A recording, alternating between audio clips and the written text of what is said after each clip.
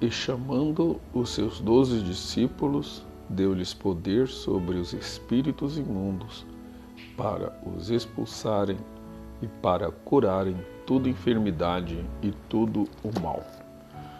Um muito bom dia na graça, na paz do nosso Senhor e Salvador Jesus Cristo. Hoje é domingo, estamos aqui de volta para a nossa meditação na Palavra de Deus, naquela que é a única verdade libertadora e iluminadora da nossa mente, orientadora das nossas vidas. Estamos meditando no livro, no Evangelho, segundo escreveu São Mateus, e hoje nós estamos no capítulo 10. Esse capítulo ele marca um ponto significativo no ministério de Jesus, onde ele envia seus discípulos para pregar o Evangelho e realizar milagres.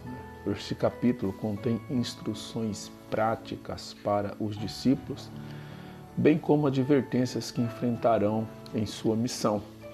Ele destaca a natureza do discipulado, a autoridade de Jesus, a autoridade que Jesus concede e a realidade da rejeição e perseguição que os crentes podem enfrentar. Esse capítulo ele pode ser dividido em 6 partes, e a primeira dela trata-se do chamado dos 12 discípulos.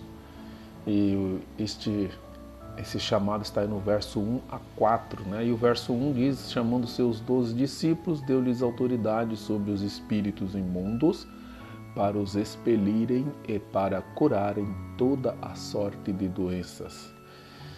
A delegação da autoridade sobre demônios e doenças exemplifica o desejo de Jesus de que seus discípulos continuem sua obra.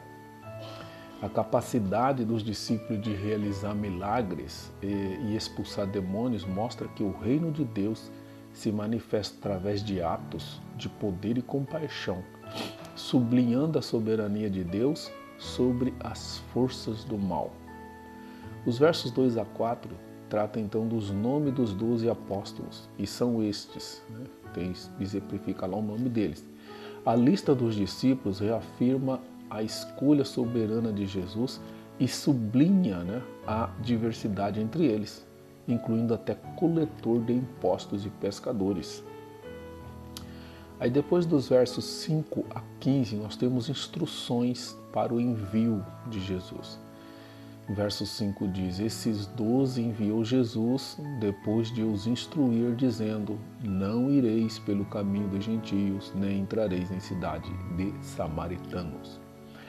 As instruções de Jesus para focar nos filhos de Israel refletem a prioridade inicial da mensagem de salvação, que é realizada aos judeus antes de ser oferecida aos gentios. O verso 7 diz: e indo, pregai dizendo, é chegado o reino dos céus.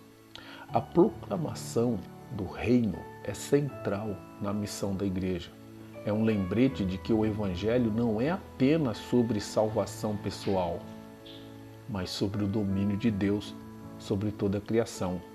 Verso 10 diz: não leveis bolsa, nem mochila, nem calçado. Jesus instrui os discípulos a dependerem da hospitalidade e da provisão de Deus. Isso enfatiza a fé e a confiança em Deus durante a missão. Essa dependência de Deus é um elemento vital do ministério, afirmando que Deus provê para os que estão engajados em sua obra. A terceira parte fala sobre o perigo do discipulado, dos versos 16 a 25 do capítulo 10, e o verso 16 destacado diz que: eis que vos envio como ovelhas para o meio de lobos. Esta imagem reforça a vulnerabilidade dos discípulos e a hostilidade que enfrentarão. A sabedoria e a prudência são necessárias em sua missão. O verso 21 diz: e o irmão entregará à morte o irmão, e o pai o filho, e os filhos se levantarão contra os pais e o farão morrer. As divisões familiares refletem a natureza radical do discipulado. Jesus destaca que a lealdade a Ele pode resultar em perseguições e separações dolorosas. A parte 4 fala sobre a promessa de perseguição e recompensa, versos 26 a 31.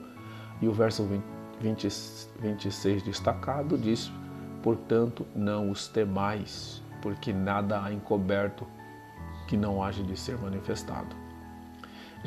Jesus assegura a seus discípulos de que, apesar da perseguição, a verdade será revelada.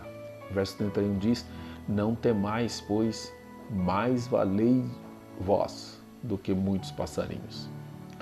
A segurança divina e o valor que Deus atribui a seus discípulos são centrais nesta passagem. Isso demonstra a soberania e a providência de Deus na vida dos seus seguidores.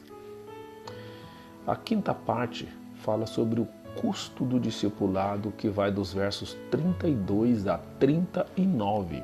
O verso 32 diz: porque quem em mim confessar diante dos homens, eu também o confessarei diante do Pai que estás no céu. O reconhecimento de Jesus como Senhor é uma condição fundamental e demonstra a coragem que é necessária para seguir a Cristo. Verso 34. Não penseis que vim trazer paz à terra.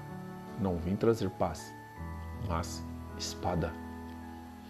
Jesus clarifica, que o discipulado pode causar conflitos e divisões.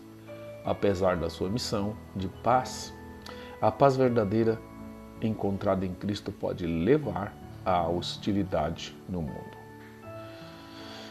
Parte 6, então, que é a última parte deste capítulo, fala sobre o prêmio do discipulado, dos versos 40 a 42. Quem vos recebe a mim, me recebe, e quem me recebe, recebe aquele que me enviou. O acolhimento dos discípulos é considerado como acolhimento a Jesus. Essa frase sublinha a importância do ministério da hospitalidade. Verso 41, quem recebe um profeta na qualidade de profeta, terá o galardão de profeta, e quem recebe o justo na qualidade de justo, terá galardão de justo. O reconhecimento da obra e dos servos de Deus resulta em recompensa, e isso mostra a interdependência entre a comunidade e a igreja. E o verso 42, e quem apenas der de beber a um destes meus pequeninos, ainda que só um copo de água fria, em verdade vos digo que de modo algum perderá o seu galardão. A simplicidade do ato de dar água ilustra que até mesmo as pequenas ações de amor e serviço têm grande valor no reino de Deus. E assim nós finalizamos então este capítulo, mas quero deixar aqui então algumas aplicações práticas. E a primeira aplicação é que nós temos e precisamos de um compromisso com a missão. O envio dos discípulos nos lembra a importância de estarmos dispostos a nos engajar em missões e evangelismo. A igreja deve estar atenta às instruções de Jesus e ser ativa na proclamação do Evangelho. Segunda lição, precisamos estar preparados para perseguições. A perspectiva de perseguições e dificuldades é parte da vida cristã. Isso nos ensina a estar preparados e firmes em nossa fé, sabendo que somos chamados a um discipulado que pode ir além da mera conveniência. Terceira aplicação, nós precisamos ver o valor de cada ação. A atenção de Jesus para os pequenos gestos de cuidado e serviço destaca que nada é demasiado pequeno quando realizado com a intenção certa. Isso nos encoraja a viver uma vida de serviço e generosidade em nossos relacionamentos diários. E por último, o discipulado precisa ser valente. O chamado de Jesus para confessar abertamente nossa fé nos desafia a sermos corajosos em nossos testemunhos, mesmo quando a aceitação social pode não estar garantida. Vamos orar. Nosso Deus e nosso Pai, é com graça que na Tua presença vimos pedir a Tua bênção.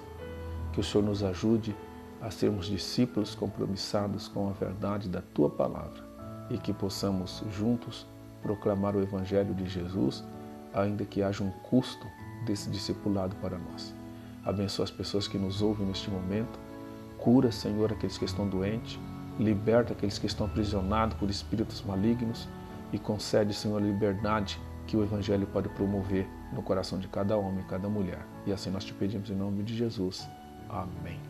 Deus te abençoe e nos vemos no próximo capítulo. Até lá.